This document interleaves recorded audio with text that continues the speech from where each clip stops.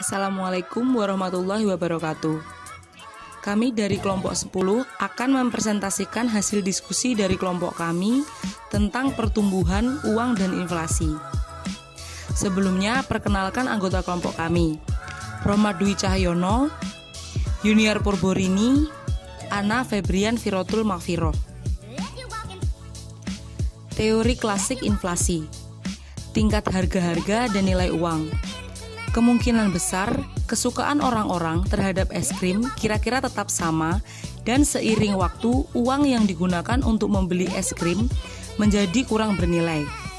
Tentunya, pandangan pertama tentang inflasi adalah bahwa inflasi lebih mengenai nilai uang daripada mengenai nilai barang. Inflasi adalah fenomena dalam perekonomian yang berkaitan dengan pertama dan terpenting, nilai alat tukar dalam perekonomian. Jumlah uang yang beredar, permintaan uang, dan keseimbangan moneter. Nilai uang ditentukan oleh permintaan dan penawaran. Untuk mengembangkan teori jumlah uang adalah dengan mempertimbangkan diterima jumlah uang yang beredar dan pertimbangan uang. Meskipun ada banyak variabel yang mempengaruhi permintaan uang, terdapat satu variabel yang penting, tingkat harga rata-rata di dalam perekonomian. Orang-orang mempunyai uang karena uang adalah alat tukar. Tidak seperti aset lain, seperti surat obligasi atau saham, orang-orang dapat menggunakan uang untuk membeli barang dan jasa yang ada di dalam daftar belanja mereka. Berapa banyak uang yang mereka miliki untuk tujuan ini tergantung pada harga barang dan jasa tersebut. Semakin tinggi harganya, semakin banyak uang yang mereka butuhkan untuk transaksi pada umumnya. Dan semakin banyak uang yang dimiliki di dalam dompet dan rekening dan cek mereka, artinya tingkat harga yang tinggi, atau berarti nilai uang rendah, meningkatkan jumlah permintaan uang. Pengaruh harga minyak dunia terhadap inflasi. Minyak bumi merupakan salah satu biaya variabel utama bagi seluruh industri. Sehingga bila terjadi guncangan penawaran akan terasa efeknya ke semua bidang. Ketika terjadi kenaikan harga minyak dunia akan sangat mempengaruhi harga bahan bakar minyak di seluruh dunia termasuk Indonesia yang merupakan salah satu negara importir minyak bumi. Dijelaskan mengenai mekanisme transisi dampak oil price shock terhadap harga dan inflasi, di mana ketika terjadi kenaikan harga minyak dunia, maka perusahaan akan merespon dengan menaikkan markup sehingga harga akan naik, karena hubungan keduanya berbanding lurus. Dengan asumsi upah tetap, peningkatan harga minyak menyebabkan biaya produksi dan mendorong perusahaan untuk meningkatkan harga. Pengaruh kurs terhadap inflasi. Nilai tukar rupiah adalah perbandingan nilai atau harga mata uang rupiah dengan mata uang lain.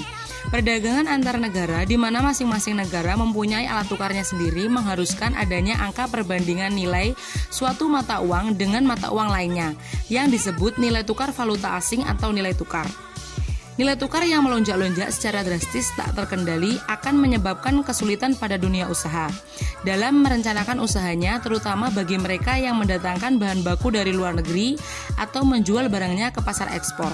Oleh karena itu, pengelolaan nilai mata uang yang relatif stabil menjadi salah satu faktor moneter yang mendukung perekonomian secara makro. Faktor penyebab tinggi rendahnya inflasi. Faktor-faktor yang menyebabkan terjadinya inflasi dalam perekonomian suatu negara diantaranya 1. Demand pull inflation merupakan inflasi yang disebabkan oleh adanya daya tarik dari permintaan masyarakat terhadap berbagai barang yang terlalu kuat. Di Indonesia, demand pull inflation disebabkan karena permintaan barang dan jasa relatif terhadap ketersediaannya. Artinya, barang dan jasa yang diminta terlalu tinggi dibandingkan ketersediaan barang dan jasa yang diminta. Sementara daya beli rendah. Dalam makroekonomi, inflasi digambarkan dengan output real yang melebihi output potensial.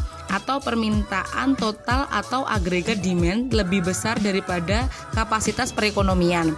Meningkatnya inflasi di Indonesia juga disebabkan oleh faktor lain, yaitu akibat kenaikan harga BBM sebagai bahan kebutuhan masyarakat yang sangat strategis. Dengan kata lain, penyebab inflasi di Indonesia disebabkan dari faktor penawaran terhadap barang dan jasa. Inflasi desakan biaya merupakan inflasi yang disebabkan oleh adanya guncangan atau dorongan kenaikan biaya faktor-faktor produksi secara terus-menerus dalam jangka waktu tertentu. Inflasi tersebut terjadi akibat desakan kenaikan biaya faktor produksi. Inflasi desakan biaya terjadi pada masa perekonomian yang sedang mengalami pertumbuhan besar dengan tingkat pengangguran yang relatif rendah. Kenaikan biaya dari faktor produksi dapat diakibatkan oleh depresiasi atau turunnya nilai tukar mata uang domestik terhadap mata uang asing. Bahan baku dan barang dari luar negeri menjadi lebih mahal di dalam negeri. Terjadinya inflasi di luar negeri, khususnya negara partner dagang, menyebabkan bahan baku produksi menjadi baik, sehingga desakan biaya tidak menjadi faktor penyebab inflasi di Indonesia, karena jumlah pengangguran di Indonesia sangat tinggi. Inflasi campuran merupakan inflasi yang disebabkan oleh kenaikan permintaan dan kenaikan penawaran. Perilaku permintaan dan penawaran tidak seimbang karena permintaan terhadap jasa bertambah. Hal tersebut mengakibatkan faktor produksi dan persediaan barang menjadi turun. Sementara substitusi atau barang pengganti terbatas atau bahkan tidak ada. Keadaan tersebut pada akhirnya menjadi naik. Inflasi tersebut semakin sulit dikendalikan atau diatasi ketika kenaikan supply lebih tinggi atau setidaknya sama dengan demand, karena jumlah pengangguran di Indonesia sangat tinggi. Selanjutnya, pengaruh perekonomian dunia terhadap perekonomian Indonesia. Setelah krisis finansial global pada tahun 2008, perekonomian belum menunjukkan laju pertumbuhan yang berarti.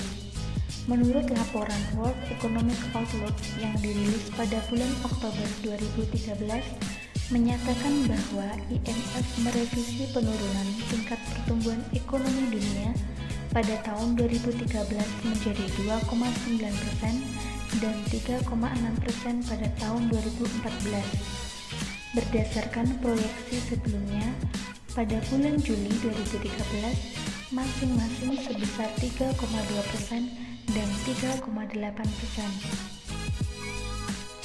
Secara umum, pertumbuhan ekonomi yang tercatat rata-rata sebesar 2,5% selama paruh pertama tahun 2013, kurang lebih sama dengan rata-rata selama paruh kedua tahun 2012. Negara-negara maju mulai menunjukkan percepatan dalam pertumbuhan ekonominya, sementara di negara berkembang cenderung mengalami perlambatan. Angka pada IMF 2013 menunjukkan data bahwa perekonomian Indonesia mengalami penurunan. Pada tahun 2011, pertumbuhan ekonomi mencapai 6,5%. Pada tahun 2012, pertumbuhan ekonomi mencapai 6,2%. Walaupun penurunannya tidak drastis, tetapi tetap mengalami penurunan sebesar 0,3%. Pada tahun 2013, pertumbuhan ekonomi mencapai 5,3%, menunjukkan penurunan yang cukup besar dibandingkan tahun sebelumnya, yaitu sebesar 0,9%. Sedangkan prediksi untuk tahun 2014 adalah sebesar 5,5% tersebut dilihat dari beberapa aspek. Salah satunya yaitu aspek yang mempengaruhi prediksi pada tahun 2014 tersebut merupakan aspek politik, karena pada tahun ini merupakan tahun politik di mana dilakukan pemilihan calon pemimpin negara yang diharapkan mampu akan memperbaiki perekonomian Indonesia dengan kebijakan-kebijakan yang direalisasikan. Dampak tinggi rendahnya inflasi terhadap impor dan pertumbuhan ekonomi. Seberapa besar dampak inflasi dalam perekonomian sangat tergantung pada tingkat keparahan inflasi tersebut. Kadangkala, kenaikan harga yang terlalu tinggi mempunyai pengaruh yang positif terutama terhadap iklim investasi, karena kenaikan harga yang pada dasarnya merupakan insentif bagi pengusaha untuk melakukan kegiatan produksinya. Secara teori, laju inflasi yang terlalu rendah menunjukkan adanya kelesuan ekonomi. Hal ini didasarkan pada asumsi bahwa harga-harga yang tidak bergerak ke atas sehingga menandakan adanya kelemahan pada sisi permintaan. Tidak jarang terlalu rendahnya tingkat inflasi merupakan indikator lemahnya daya beli masyarakat yang pada gilirannya akan menekan laju pertumbuhan ekonomi. Kesepakatan para ahli bahwa efek positif pertumbuhan dicapai secara maksimal pada kisaran inflasi sebesar 5 atau 6% per tahun. Beban inflasi. Turunnya daya beli, kekeliruan mengenai inflasi. Inflasi menurunkan daya beli uang yang telah ia peroleh dengan susah payah. Saat harga naik, setiap unit pendapatan hanya akan mampu membeli barang dan jasa dengan jumlah yang lebih sedikit. Namun dari yang lainnya, ketika harga naik, para pembeli barang dan jasa membayar lebih banyak untuk barang dan jasa yang mereka beli. Sehingga para penjual barang dan jasa memperoleh lebih banyak uang untuk barang dan jasa yang mereka jual. Karena sebagian besar orang memperoleh penghasilan dengan menjual jasa mereka, seperti tenaga kerja. Inflasi pada pendapatan berjalan seiring dengan inflasi harga. Jadi, inflasi sendiri tidak mengurangi daya beli real masyarakat. Untuk beban selanjutnya yaitu biaya sol sepatu. Besarnya biaya pengangguran nilai uang yang Anda pegang disebut dengan biaya sol sepatu atau solitaire cost. Akibat inflasi karena dengan lebih banyak berkunjung ke bank menyebabkan sepatu Anda lebih cepat rusak. Kerugian sebenarnya dari pengurangan nilai tabungan uang bukanlah kerusakan nilai sepatu tersebut, melainkan waktu dan kenyamanan yang harus dikorbankan agar dapat memegang lebih sedikit uang daripada yang diinginkan jika tidak ada inflasi. Biaya menu. Inflasi meningkatkan biaya menu yang harus ditanggung oleh perusahaan. Di dalam lingkungan global yang rendah, inflasi saat ini menyesuaikan harga setiap tahun adalah strategi bisnis yang sesuai bagi banyak perusahaan. Namun, ketika inflasi tinggi menyebabkan biaya perusahaan naik dengan cepat, sehingga penyesuaian harga setiap tahun tidak dapat dilakukan. Variabilitas harga relatif dan kesalahan alokasi sumber-sumber daya. Semakin tinggi laju inflasi, maka semakin besar pula variabilitas harga relatif.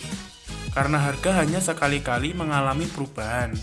Inflasi menyebabkan harga-harga relatif menjadi lebih bervariasi dibanding yang semestinya. Bahwa pasar dalam perekonomian mengandalkan harga-harga relatif guna mengalokasikan sumber-sumber daya yang langka. Konsumen memutuskan apa yang harus dibeli dengan membandingkan kualitas dan harga dari berbagai jenis barang dan jasa.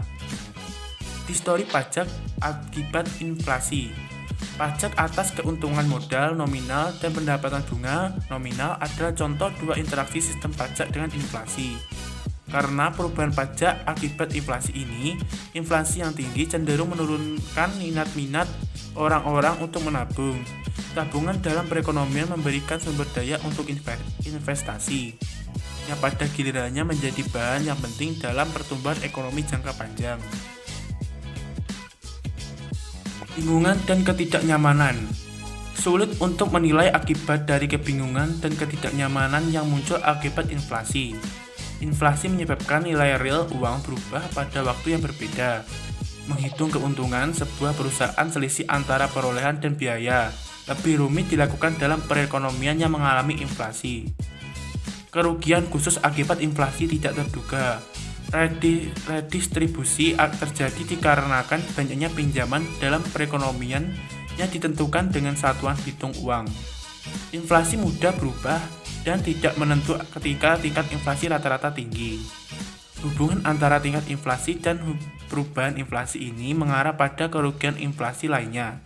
Jika sebuah negara menerapkan kebijakan moneter dengan menggunakan inflasi tinggi, negara tersebut bukan hanya menanggung beban akibat dari inflasi yang tidak terduga, akan tetapi redistribusi kekayaan yang tidak merata. Sekian dari kami materi kelompok 10. Jika ada kurang lebihnya kami mohon maaf. Wassalamualaikum warahmatullahi wabarakatuh.